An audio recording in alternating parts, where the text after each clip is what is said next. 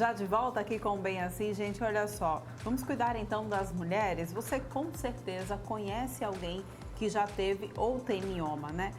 Cerca de 80% das mulheres descobrem que possuem miomas em exames de rotina e a gente vai descobrir mais sobre esse problema já tão comum aqui com a ginecologista Lorena Lopes. Lorena, muito bom dia para você. Bom dia, Tudo obrigada bom? mais uma vez pelo convite e falar sobre saúde da mulher é sempre um prazer. Com certeza. Lorena, o primeiro para que a gente possa entender, né? Eu escuto essa palavra mioma já há muito tempo, inclusive. Mas o que é? O que de fato é o mioma? Na verdade, o mioma é um tumor benigno que cresce de forma errônea, né? Aquelas células ali da camada muscular, o miométrio. E aí é super comum, mas fixar, né, e tentar entender que realmente ele é uma tumoração benigna que precisa de seu acompanhamento. Como você bem falou, a maioria das mulheres descobrem que possuem nos exames de rotina, o principal dele, o ultrassom. E quais são os principais sintomas? O mioma, quando ele vem ter algum acometimento, vai depender da sua localização. Então, os miomas que trazem sintomatologia normalmente são aqueles que acabam abaulando aquele tecido que a gente tem dentro, que é o endométrio, que a gente sangra todo mês o endométrio, né? A nossa menstruação. Então, a paciente pode cursar com sangramentos aumentados. Para ter sintomas como dor, mal-estar, normalmente são miomas de tamanhos maiores que acabam comprimindo estruturas próximas de onde ele está. E você falou aí que é um tumor benigno. Ele pode, de repente, evoluir para algo mais A grave? chance de malignização de um leomioma gira em torno de 1%. Então é um risco bem baixinho. É normalmente aquele mioma que a gente dá uma olhadinha quando vê 2 a 3 meses depois ele cresceu de forma muito rápida. Mas o diagnóstico só é fechado quando a gente retira e leva essa peça para análise, né, que é o anátomo patológico. E aí sim a gente pode dizer que é maligno ou não, mas é em torno de 1%. Acomete mulheres em qualquer faixa etária? Como ele tem uma compensação, uma chamada muito pelo estrógeno, então são essas mulheres que estão ali naquela fase que a gente chama de menacne, né, da vida reprodutiva, mas sendo prioritariamente as mulheres entre 40 e 45 anos. Tem alguma causa específica? Não temos causas definidas conhecidas, mas a gente sabe que mulheres da raça negra, mulheres que não têm filhos, essas apresentam uma chance maior de desenvolver mioma, além de uma característica genética, né? Mãe, vó tiveram, a chance de você vir a desenvolver pode acontecer. Alimentação mexe também com isso? Sempre tem um envolvimento, porque tudo que a gente ingere reflete muito no nosso ciclo menstrual. Então, se você já tem um componente favorável a uma descompensação, se você não regula a sua alimentação, atividade física, o seu bem-estar como um todo, provavelmente você vai ser bem mais sintomática. Mulheres que já tiveram filhos têm mais propensão, são mais propensas a ter mioma ou isso não interfere? Na verdade, mulheres que não gestaram, elas têm mais predisposição a desenvolver mioma. E uma das características é que o mioma ele nunca está sozinho. Normalmente a gente quando encontra um mioma tem vários outros, que a gente chama até de miominhas, né? Para ser mais carinhoso, em conjunto. Existem vários tipos de mioma, Lorena? A classificação mais utilizada é justamente pela localização dele em relação à parede uterina, ao miométrio, né? Então ele pode ser um subseroso, está mais por fora, um intramural está bem no meio e o submucoso está entrando mais na cavidade. Esses submucosos são que na maioria das vezes tem um componente de dificuldades de engravidar, que podem levar a uma infertilidade por causa desse abaulamento de onde estaria o bebê implantado. Agora, você falou aí em dores, né? E disse bem que o mioma, ele geralmente se implanta no endométrio. Ele geralmente ele pode ser confundido com a endometriose? Para a mulher que tem os sintomas? Não, na verdade o mioma que gera dor é aquele mioma que ele é mais volumoso. Então normalmente ele está naquela camada mais externa, que é o subseroso. E aí ele começa a comprimir, por exemplo, intestino, bexiga. Então a mulher começa a ter outros sintomas. A endometriose tem um perfil e uma característica distinta. Essa dor é contínua, é constante e ela vem desde sempre nos seus ciclos menstruais sentindo esse desconforto de forma intensa e persistente. Seriam situações distintas. Esse mioma ele pode atingir até que tamanho? Não existe um limite de que até tamanho ele pode atingir, né? Existe, na verdade, miomas de 4, 6, 8, 10 centímetros. E às vezes eles vêm de forma isolada, tem pacientes, na maioria das vezes, são assintomáticas e descobrem no seu exame de rotina. Então, por isso a importância de estar em dia com seus exames de rotina. Lorena, o mioma, ele impossibilita a mulher de engravidar?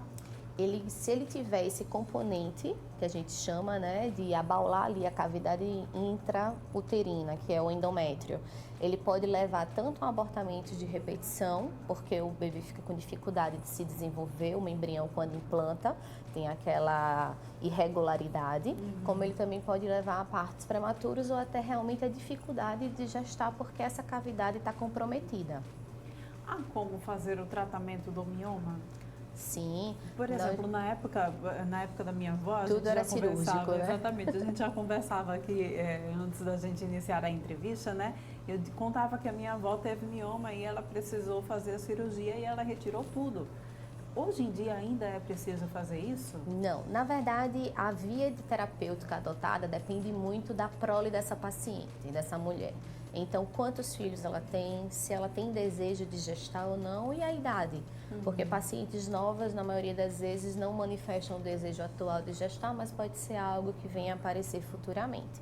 E depende da localização do mioma, do tamanho e da descompensação.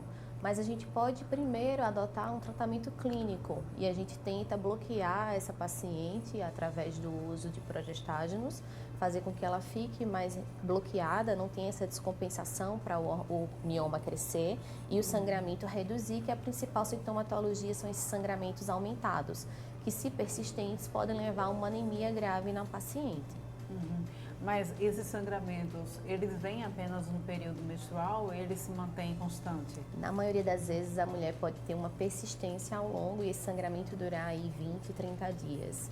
E isso acaba levando às anemias e é o grande quê da questão da gente buscar uma terapêutica mais eficaz. E aí, então, seria um tratamento hormonal mesmo, para não precisar chegar à cirurgia, é isso? Isso, na verdade a gente inicia com o uso de algumas medicações, na maioria das vezes com base hormonal, seja ela para inibir o eixo total, né, de o cérebro que manda a resposta para o ovário, ou seja ela para bloquear o crescimento desse endométrio, que é o tecido de dentro do útero. Mas a linha terapêutica seria tentar controlar dessa forma para evitar uma cirurgia. E se tiver que ir para uma cirurgia, deve-se questionar novamente se essa paciente deseja gestar e se existe a possibilidade de retirar apenas o mioma. Fazer uma retirada isolada do mioma e preservar o útero, porque você preserva assim a fertilidade da mulher. Pois bem, então, o que seria então o indicativo para a cirurgia? É justamente o quadro clínico da paciente. Pacientes descompensadas, anemia persistente, sangramentos que nós não conseguimos segurar com tratamento clínico, são grandes candidatas à abordagem cirúrgica.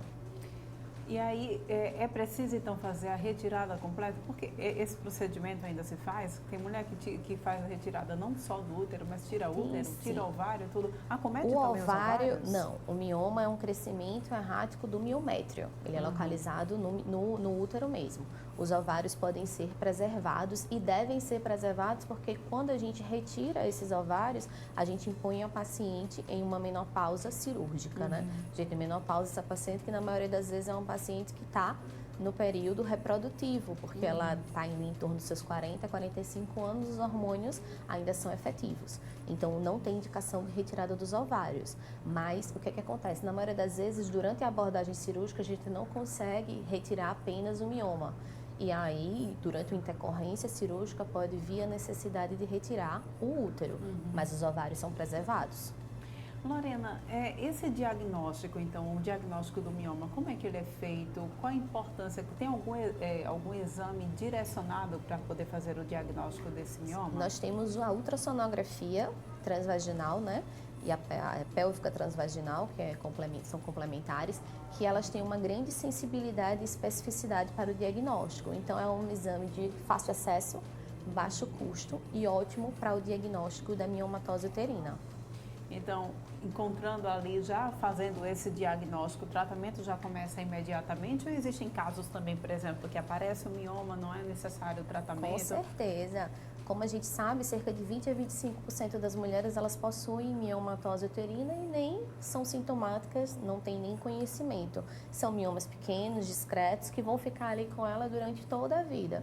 Vão precisar apenas fazer acompanhamento periódico na sua rotina ginecológica habitual. Então, anualmente, eles são visualizados, vê que permanece no mesmo padrão, localização, não tem interferência na sua fertilidade, não tem por que ser tão invasivo. Muito bem, então, muito obrigada pela tua participação aqui, tirando todas as dúvidas. Eu queria que antes da gente encerrar a entrevista, você passasse para quem está nos assistindo exatamente essa importância do autocuidado, de se cuidar, exatamente também fazer esses exames diagnósticos, né, com periodicidade, também para a gente evitar aí problemas futuros. Isso. Na verdade, a grande vantagem que nós mulher temos é justamente a possibilidade de prevenir e agir precocemente na maioria das manifestações femininas, né? Então, se a gente tem essa possibilidade em nossas mãos, não tem por que não usarmos. Então, periodicamente, anualmente, vá para a sua consulta ginecológica, mantenha os seus exames em dia, que com certeza tudo vai fluir melhor. Tá bom, muito obrigada pela tua participação. Eu que agradeço mais uma aqui. vez o convite. Deixou muito claro, né, gente? O pessoal aí em casa que está acompanhando, conseguiu acompanhar bem direitinho, porque você explica tudo bem direitinho, né? Então, fica aí o recado para que vocês possam acompanhar também de casa, da importância da gente se cuidar, da gente se prevenir, tá bom? A gente vai agora para um rápido intervalo, mas volta daqui a pouquinho com mais informações.